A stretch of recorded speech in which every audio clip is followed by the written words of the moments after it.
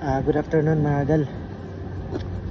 Binigyan pala ako ng resibo sa company. Birthday kasi ako ngayong buwan na to. Pinuntahan na ako ng babae sa opisina. Punta dun sa opisina ng may-ari ng kumpanya.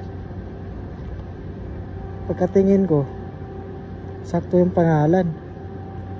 Pagkano naman dito, naka Brazil ba? Sabi, hindi naman taon ako Brazil. Ibalik ko sana. Hindi ko na lang binalik kasi baka hindi na ba tawag nito, hindi na kukunin nila tapos hindi na ibalik. So ito, buksan natin ito kung anong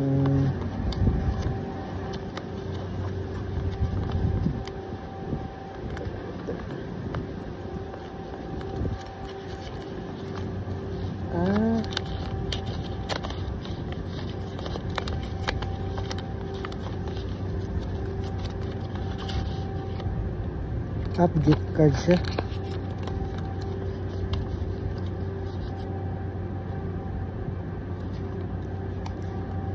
Gift card ng 3,000 pang Amazon na to.